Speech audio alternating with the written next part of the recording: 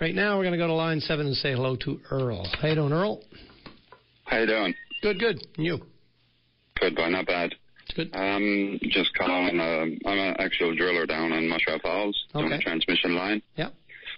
And I've been down there since last October. So I'm familiar with a little bit that's going on down there, and the reason why Newfoundlanders not getting jobs. There's 160 workers down there.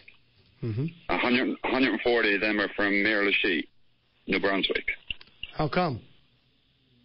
They're taking these guys in, and they're not qualified for the jobs. They're making us train them, believe it or not. There's got to be a reason for this. Why would they prefer to have fellows from elsewhere that they have to train rather than locals who they're supposed to hire with the experience and expertise?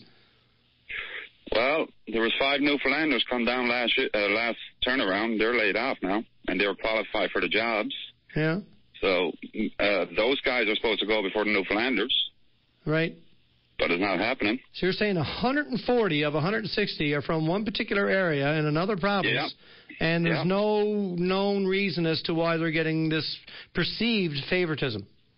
No, I don't understand this. Are you still actually working? Are you still on the job? I'm still I'm laid off right now because we're shut down for the spring because the roads are too bad. Right. But yeah, I'm being back in 1st of June. I'm back, yeah. Well, you think you are. Are you afraid that this phone call is going to have any effect on your employment?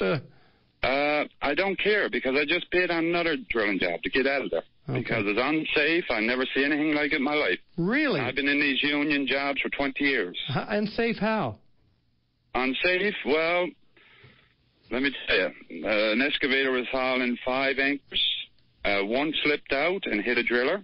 He's off now on light duties, supposedly light duties, but he's not. He's working. He's still working as a driller, and he's not even supposed to be back to work.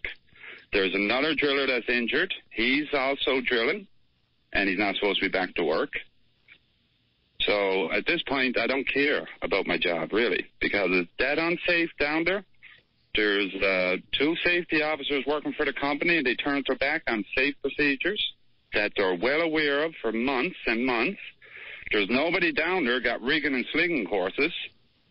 We have a safety meeting every Monday or Friday, whichever they choose, and it comes out, and they says there's nothing we can do because of the simple fact we can't get guys in for courses, but it's not good enough. Well, that's no excuse for having an unsafe workplace. If you can't get people in for courses, you don't do the work until you can. Well, is that not the law? Everyone is afraid to mention anything that's unsafe because you're laid off. And the Miramichi guy being from New Brunswick. There's actually 11 from West Coast out in Alberta. There's 10 Newfoundlanders down there, and there's 140 from Miramichi. And I know as always you say it's 2 sides, but that's the facts here. I'm down there now a long time, and I know everyone down there. And how many people do you know personally who are qualified and would like to get this employment and haven't been able to from here? I know quite a few. I have 5 friends now that are laid off, and they're all qualified. And how many of the Miramichi workers have been laid off, to your knowledge? Well, it's like this.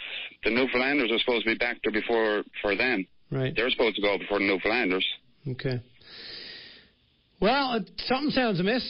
Clearly, there are benefits agreements that are supposed to be satisfied, and in my understanding, it's supposed to go a certain way, and it's not reflected in the numbers you're giving me. And the whole thing about the safety, that's a scary notion you have there. If that's valid, and I have no reason to doubt you or support you, but I mean, if you're telling me what is fact here, that's a whole different ball of wax. Yeah, well, it's facts.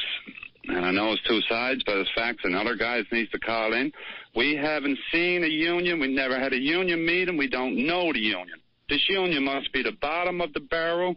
They don't care about anything. What's your union? Steward that I'm close to. I'm having IBEW. IBEW, really? I'm pretty close with the shop steward. He has a list. He can't get nothing done. Everybody's blaming the shop steward to going to him, but he can't get nothing done. So this is a wake-up call. There's a lot of injuries down there. Somebody's going to get really hurt or killed. Wow. IBEW, do not cared. We don't hear from them. And there's so much stuff going on that these people need to tell this union what's going on with this company. Earl, can you stay on the line? I just have a feeling that the newsroom might want to talk to you. Yeah, well, I'll talk to him. All right, well, I will keep you on the line then. I'm just going to put you on hold. There's something got to give here. Something got to give. Well, clearly you've reached a point where you think that, you need to get this out there, and we'll see where they can take from there. I appreciate your call today, sir. Anything else before we go? No, I really need IBEW to step up to the plate here and see what's going on with their union, really. Shop stewards can't do nothing. Employees are down there. They can't do nothing. And we're working on safe. And the safeties that's working for this company that's got this drilling job, they're turning their backs, literally.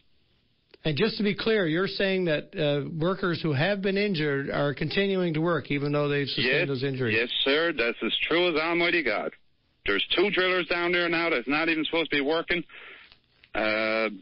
They have their own doctors down there, this company, and they don't even want you to go outside so you don't pull a claim on them. Now, this is true now. And I'm telling you, it's unbelievable what's going on. This needs to be really, really investigated by IBEW. All right, Earl. Well, I appreciate your call. I'm going to put you on hold, and I'm thinking somebody might want to have a chat with you. I thank you again for your time.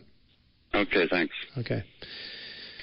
Wow. Okay. We'll see where that goes, but that's a brave thing to do. Whichever way you look at it, that's quite a few statements he made there.